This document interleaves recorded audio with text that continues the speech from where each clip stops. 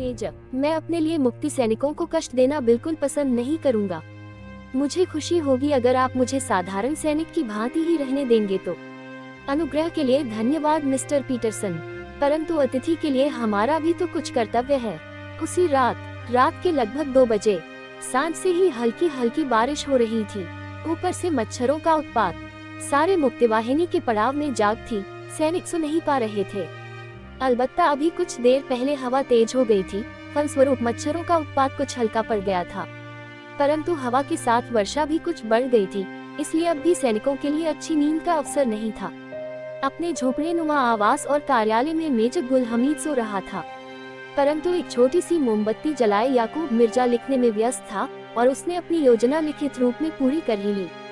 इस योजना का नाम उसने रखा था ऑपरेशन बीवी घर। योजना इस प्रकार थी, मुक्तिवाहिनी में से हमें 20 आदमी ऐसे छांटने होंगे जो अपना जीवन अर्पण करने के लिए तैयार हों।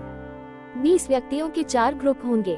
ग्रुप ए पहला 5 आदमियों का, ग्रुप डबल ए दूसरा ग्रुप बी तीसरा ग्रुप और ग्रुप डबल बी चौथा ग्रुप। ग्रुप ए लालमहल के बीवी खाने में प्रविष्ट होने का प्रयत्न करेगा और डबल ए अगर किसी कारण ए ग्रुप खत्म हो जाए या गिरफ्तार हो जाए तो ए ग्रुप का ही काम करेगा, अन्यथा वह सुरक्षा की दृष्टि से लालमहल के बाहर रहेगा। ग्रुप ए अंदर पहुंचकर स्त्रियों को तन ढांपने के लिए कपड़े देगा और लालमहल के दरवाजे को डायनामाइट से उड़ा देगा। तब डबल ए ग्रुप खंडित दरवाजे से ए ग्रुप की सहायतार्थ पहुंचेगा। ये कार्य रात के 1 से 4 के बीच होगा।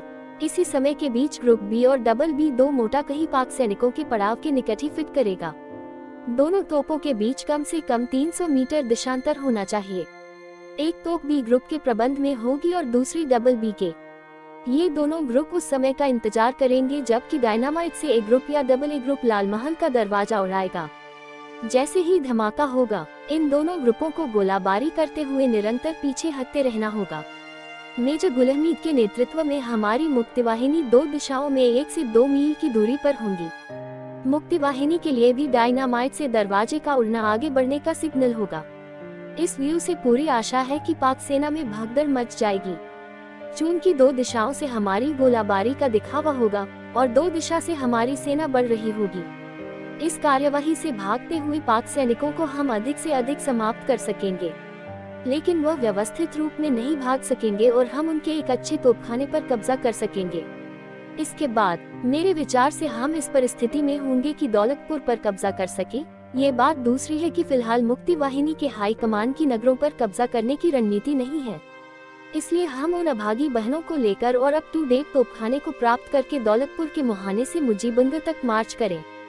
इससे 2 लाभ होंगे। पहला, दौलतपुर के आसपास के सभी देहातों को हम मुजीबंगर के मुक्त क्षेत्र से जोड़ देंगे और अभागी बहनों को हम हाईकमान को सौंपकर उनसे कार्यक्रम संबंधी नए दूसरा आदेश प्राप्त कर सकेंगे। मुझे विश्वास है कि हमारा ये ऑपरेशन बीवी घर सफल होगा। जब याकूब मिर्जा ये सब लिख कर चुका तो आंखों में नींद थी, सिर में दर्द भी था। उसने तख्ते जोड़कर बनाई गई नाम मात्र की मेज पर अपना सिर टिका दिया। एक क्षण का नींद का झोंका, दूसरे क्षण एक मृदु स्पर्श। याकूब मिर्जा ने आंखें खोली। उसके बालों पर नूर की उंगलियां थिरक रही थीं। सचमुच नूर ही तो थी। भाप उड़ाता चाय का प्याला लिए मुस्कुराती हुई नूर बोली, क्यों, बहुत थक गए न? ओह हाँ, चाय, सचमुच मानो वरदान लेकर आई हो। भला कैसे जाना कि मुझे चाय की जरूरत है? हम स्त्रियां पुरुषों की बहुत सी जरूरतों को बिना कहे सुने ही जान लेती हैं। सचमुच, तभी तो। अच्छा, तो क्या चाय के लिए धन्यवाद दूं? नहीं, धन्यवाद मैं स्वीकार नहीं करूंगी। ये तो मेरा कर्तव्य था। नूर जी, जब हम लड़ाई जीत जाएंगे तब। खैर छोड़ो, तभी बातें करेंगे। मेजर गुल हमीद को ऑपरेशन बीवी घर की योजना पसंद आई, परंतु यूं ही नहीं, पूरा हिसाब फैला लेने के बाद कार्यवाही में जिन जिन वस्तुओं की आवश्यकता थी उनकी फहरिस्त बना लेने के बाद मुक्तिवाहिनी की यह टुकड़ी किस प्रकार बाकायदा तैयार थी, इसका प्रमाण ये था कि केवल ऐसे वस्त्रों की आवश्यकता थी जो उन अभागी स्त्रियों को वहां पहुंचकर तन ढांपने के लिए दिए जा सके। शेष सभी वस्तुएं डायनामाइट की छड़े तक भंडार में थीं और टुकड़ी के आपूर्ति विभाग ने विश्वास दिलाया था कि इसी रात 400 साधारण धोती जुटा दी जाएंगी। धोतियां पाकिस्तानी सेना के भंडारों में तो मिलनी नहीं थी। आपूर्ति विभाग को कस्बे के दुकानदारों से बाकायदा खरीद करनी थी और ऐसा करने में कोई दिक्कत नहीं थी। अब बात आई चारों ग्रुपों के चुनाव की। पीटरसन और डोरियन भी ग्रुपों में स्वेच्छा से रहना चाहते थे। जगत ने अपने आप को एक ग्रुप के लिए प्रस्तुत किया था। एक ग्रुप में ही गुल हमीद ने पीटरसन और डोरियन को रखा। याकूब मिर्जा अर्थात प्रमोद घोष को मेजर बी ग्रुप में रखना चाहता था, परंतु याकूब मिर्जा ने कहा, मेजर, मुझे आप जगतदा के साथ ही एक ग्रुप में रखिए। लेकिन घोष बाबू, मैं साधारण और असाधारण व्यक्तियों का मिला जुला कर ग्रुप बनाना चाहता हूँ। मैं साधारण हूँ मेजदा, और जगतदा असाधारण है। आप इनसे ही पूछिए, यह मुझे अपने ही ग्रुप में रखना पसंद करेंगे। मैं क्यों पसंद करूँगा? जगत बोला। परंतु तनिक झुककर याकूब मिर्जा ने जगत के हाथ अनुनय पूर्वक दबाए, प्लीज जगतदा। यूं याकूब मिर्जा का सुझाव गुल हमीद ने मान लिया, परंतु मीठी फटकार भी दी घोष।